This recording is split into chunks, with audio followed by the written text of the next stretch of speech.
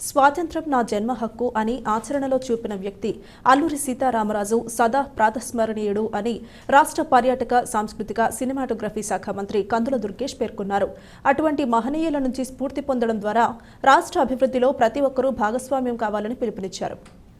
గురువారం స్థానిక గోదావరి బండ్ రోడ్లో అల్లూరి సీతారామరాజు 127వ జయంతి సందర్భంగా ఆయన విగ్రహానికి మంత్రి కందుల దుర్గేష్తో పాటు collector P Prashanthi, commissioner K Dinesh Kumar, శాసనసభ్యులు గోరంట్ల బుచ్చయ్య చౌదరి, బత్తుల బలరామకృష్ణ తదితరులు పూలమాలలు వేసి ఘనంగా నివాళులర్పించారు. కందుల దుర్గేష్ మాట్లాడుతూ మన్యం వీరుడు అల్లూరి సీతారామరాజు జయంతి వేడుకలకు హాజరైన ప్రతి ఒక్కరికి శుభాకాంక్షలు తెలియజేశారు.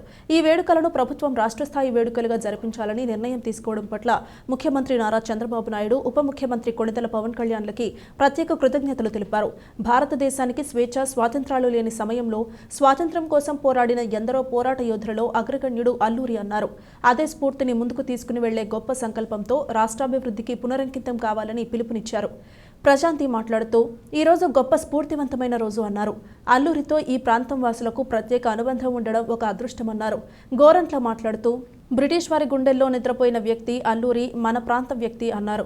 సాయుధ పోరాటం ద్వారా స్వాతంత్ర్యం సాధ్యం అని నమ్మి ప్రాణాలు అర్పించిన గొప్ప స్వాతంత్ర పోరాట యోధుడు అల్లూరి సదా స్మరణీయుడు అన్నారు. బత్తుల మాట్లాడుతూ అల్లూరి పోరాట స్ఫూర్తి భవిష్యత్తు తరాలకు అందించే విధంగా జన్మదిన వేడుకలు ఘనంగా నిర్వహిస్తూ ఆయనకు ఘన నివాళి అర్పించడం జరిగిందన్నారు. RDO A Chaitravarshini, tourism joint director V Swaminaidu, DSP Ambika Prasad, corporation అధికారులు, ఉద్యోగులు పాల్గొన్నారు.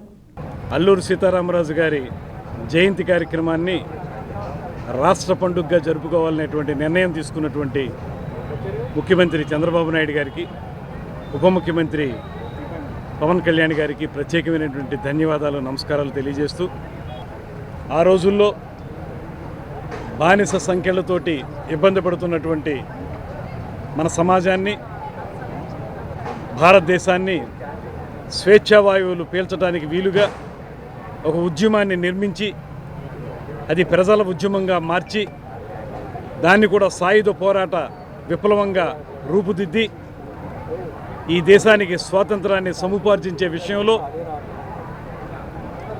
తొలి నాయకునిగా పేరు పొందినటువంటి అల్లూరి సీతారామరాజు గారి యొక్క జీవితం మనందరికీ కూడా స్ఫూర్తిదాయకం. ముఖ్యంగా ఆయన జీవించిన కాలం కేవలం 27 సంవత్సరాలు. అయితే పూర్తిగా 3 దశాబ్దాలు కూడా జీవించకపోయినా శతసహస్ర వసంతాల పాటు ఆయన చరిత్ర, ఆయన కీర్తి మనందరం గుర్తుంచుకునే విధంగా స్వాతంత్ర సమరాన్ని ముందుకు తీసుకెళ్ళినటువంటి మహానాయకుడు సీతారామరాజు గారు. ఆయన చూపించిన మార్గం మనందరం కూడా ఆయన యొక్క తెగువని, ఆయన యొక్క పోరాట పటిమని అలవర్చుకుని సమాజాన్ని ముందుకు తీసుకెళ్ళటానికి, అభివృద్ధిని, సంక్షేమాన్ని సమపాళ్లలో రంగరించి రాష్ట్రాన్ని అభివృద్ధి చేసే విషయంలో మనందరం పునరంకితం కావాల్సిన అవసరాన్ని గుర్తిస్తూ మన ప్రభుత్వం ఈ రాష్ట్ర పండుగను ఏర్పాటు చేయడం జరిగింది. గిరిజనుల జీవితాల్లో వెలుగులు నింపటం కోసం, వారికి సమాన అవకాశాలు కల్పించడమే కాదు, స్వాతంత్ర ఫలితాలు అందేలాగా చేయటం కోసం తన జీవితాన్ని త్యాగం చేసిన మహామనిషి మన ప్రాంతవాసి అల్లూరి సీతారామరాజు గారి 127వ శత జయంతిని ఘనంగా జరుపుకుంటూ ఉన్నాం. వాడవాడలా దేశం కోసం, ప్రజల కోసం ప్రాణాలు బలిపెట్టిన అనేక మంది నాయకుల్లో అగ్రగణ్యుడు సీతారామరాజు గారు. మన రంప పిత్తూరిని ప్రారంభించి బ్రిటిష్ వారి గుండెల్లో నిద్రపోయిన వ్యక్తి అల్లూరి సీతారామరాజు గారు. మనందరికీ ఒకటే కోరిక, మన ప్రాంతం అభివృద్ధి, గిరిజన ప్రాంతం అభివృద్ధి ధ్యేయంగా పనిచేయాల్సిన అవసరం ఉంది. ఈరోజు కూడా ఎక్స్‌ప్లాయిటేషన్, గిరిజనుల దోపిడీ విధానంలో మార్పు రావాల్సిన అవసరం ఉంది. ఆ ప్రాంతాల్లో అభివృద్ధి జరగాల్సిన అవసరం ఉంది. సీతారామరాజు గారు పోరాడిన తూర్పుగోదావరి, విశాఖ, విజయనగరం జిల్లాల్లో ఆ ప్రాంత గిరిజన సమస్యల మీద మనందరం దృష్టి సారించాలి. పూర్తిగా అభివృద్ధి చెందాల్సిన ప్రాంతం అది. వారి జీవితాల్లో వెలుగులు నింపాలని సవినయంగా కోరుకుంటూ, అతని పోరాటం హిస్టరీలో చూసుకుంటే ఆయన 26 ఇయర్స్కే చనిపోవడం అనేది జరిగింది.